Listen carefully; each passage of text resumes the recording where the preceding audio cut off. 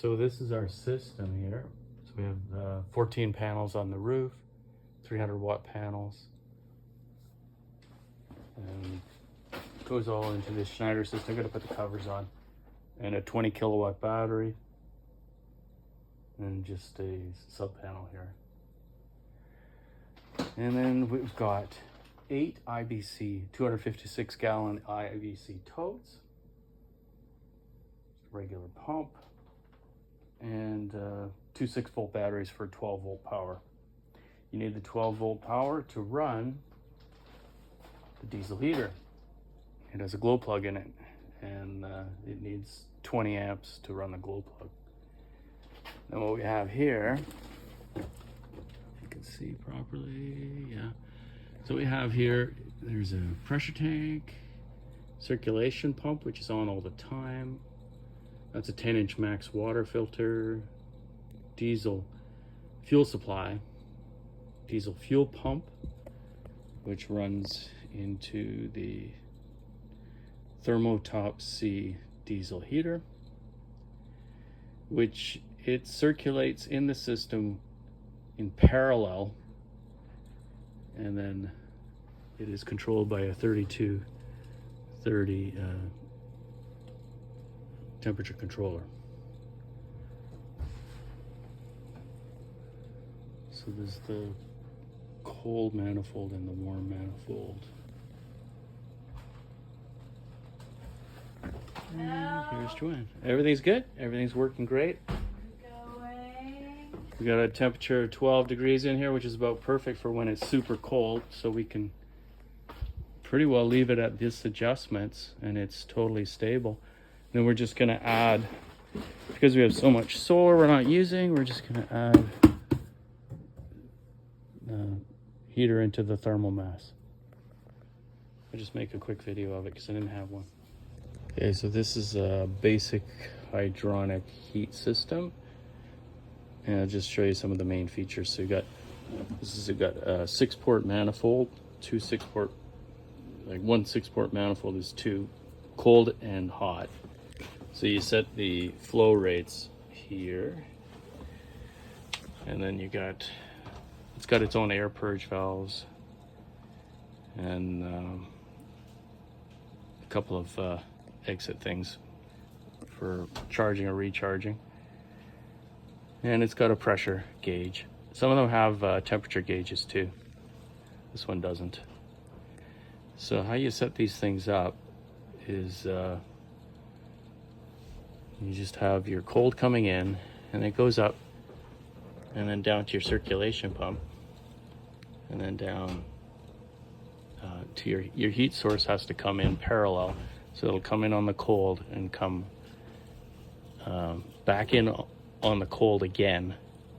So that has to come in cold and then cold. Otherwise, if you try to go the other way, it will backflow. So it's coming, the hot's coming out, and then you also have to have a good air purge valve at the highest point in the system. If you don't have a water source like we do here, then you're gonna need another port to refill. So here in this case we have a water source coming from the pump. Now you would, if you had potable water or you're using this water supply for people, you could never connect it to the system, because you're gonna wanna, once you've got all your leaks done, you're gonna wanna put some glycol in it. Some good quality plumbing antifreeze that is rated for hydronic systems. Regular plumbing antifreeze would work for a while, but it would degrade too quickly. So you need a better quality stuff. I've done it all in PEX. My previous ones I did in copper. This one I just did in PEX, and you can see how nice and compact it all is. You also need a pressure bladder, and that just stops the knocking and keeps the pressure even in the system. These things are always be running like less than 40 pounds or so. Some of them will even run 10, And the cool thing is these small circulation pumps, this one's running high right now, so I'm ending up with like a 5 cubic, it's measured in cubic feet per minute or something. It's running quite quickly. So you can have one of these running in low and have it just run at 2 or 3 liters per minute. 2 or 3 liters are really low, and it'll circulate fine through the whole system. So we have here one long run here of 100 feet, another long run going for another 100 feet. Then we got a shorter run going in, warming pipes outside underground for about 50 feet. And this pump will circulate through that. It would do twice that volume, no problem. So yeah, on the diesel pump, diesel fuel heater, we created a muffler system here, which I could describe. It's double steel pipe with spaces in between, and then ceramic on the outside, so there's absolutely no heat. This will get hot, but there's no heat by the wall. And a little backing plate here. And like I said, it needs 12 volt power to come off of there. So wiring, we were in a kind of a hurry to do. And these things work really great. There's good videos on them, so I won't go into that too much, but it's got a ton of features for maintaining your system. Like the temperature differential of 9 degrees, and there's a high temp and a low temp setting, and then 4, I think, is the delays. Get it back in there again. 4 delay, and 5, I don't remember. Yeah, 10 minutes is the delay for 5s. Works great. So that's the basics of setting up a hydronic heating system. And it got it all in packs. It should be fine because it never gets that hot, these systems. It gets up to maybe 30 degrees Celsius would be about all. Now in this system, we also have water coming in from the lake. So the first thing we do is put the water in the lake into tote 1.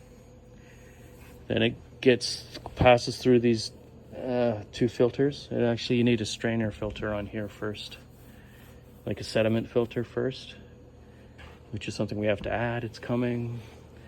Then it gets pumped through here, and then comes down into the other totes. And then the totes are daisied, they're interlinked. So there's one set of PEX winding a continuous 100 feet underneath all of them for transferring heat through the floor.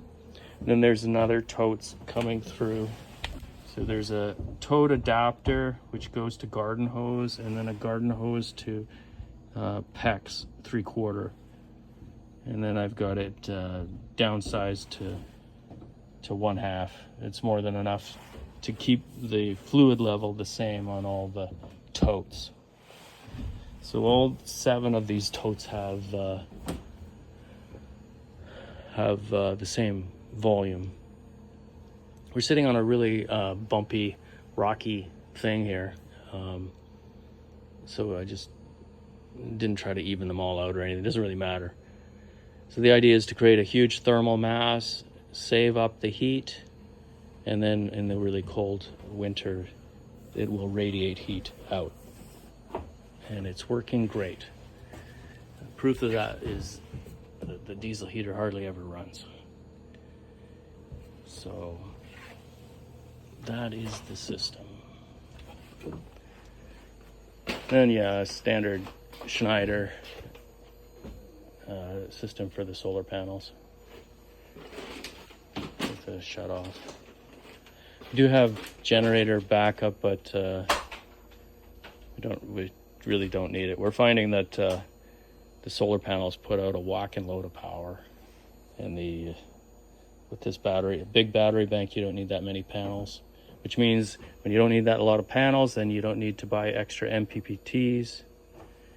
charge controllers, so you can spend your money. The best thing to spend your money on is a good quality big inverter, because if your system shuts down, you're going to be spending an hour rebooting it, and everybody's going to be angry at you. So, and the Xizhong BMS is nice because we can just go through Bluetooth and look at the state of the battery, and then we have yet to put. Also, we need the Insight to do the software upgrades and also to monitor the system more closely. So we still have the Insight Schneider to put on, and that's about it. Here's the notes on the W3230. These things are worth like $12. So you just press set to quickly adjust the temperature. It's Celsius only, or you hold the button to go into the programming mode. And you have a number of, these are really good options. They give this temperature correction and temperature differential and the delay start. So these are the things that you'll play with.